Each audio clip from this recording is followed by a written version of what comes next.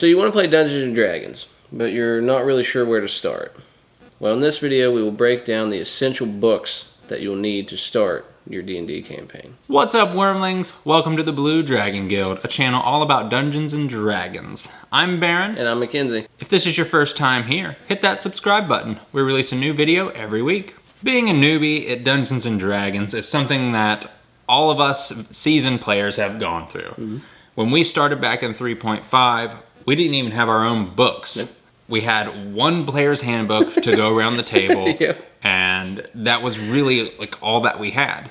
So understandably, picking out what book you need first can be confusing. Right. First and foremost, if you're going to be playing as a player, you need the player's handbook. It has everything that you need to create a character, understand the base rules, and just play the general game. All your items, equipments, some feats, monsters. Yep. They're all in there. Yep. So even if you're going to be the dungeon master and run the game, all you need is a player's handbook. It has monsters in the back. You can create characters to be monsters. Yeah. This really is like the absolute book that you need. But after the player's handbook, where do we go from there? The second book would be Xanathar's Guide to Everything. Or Tasha's Cauldron of Everything. Both of these books contain options for players, be it subclasses, feats. There's a few magic items in both of these. Yeah. Both of these books expand on the player's handbook themselves, as Baron stated, giving more feats or just different things. We're actually helping with, doing dungeon master stuff inside of them. There's, I believe, actually some little even traps and stuff you can add from the Tasha's.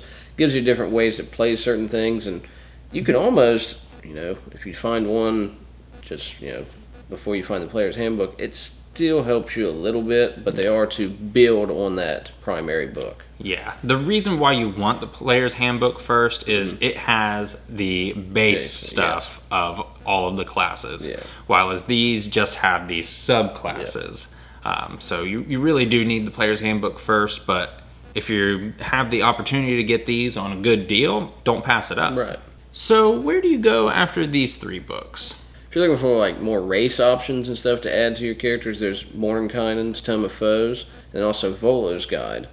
There are two other ones you can add in for that. Yeah, these books also have a whole bunch of monsters in them, so if you're going to be the dungeon master, these are really good to have because there's a ton of great monsters in there. If you want to see some videos about some of these monsters, there's a link to a playlist in the description below. If you're looking for some more subclass options, there is Explorer's Guide to Wildmount. There's 3 subclass options in there, 1 fighter, 2 wizards. There's also in Van Richten's Guide to Ravenloft, 2 subclasses, 1 for the Bard and 1 for the Warlock. Those are both really fun. There are a ton of different supplemental books like that you can find in your local game shop, find them online. They're all worth checking out.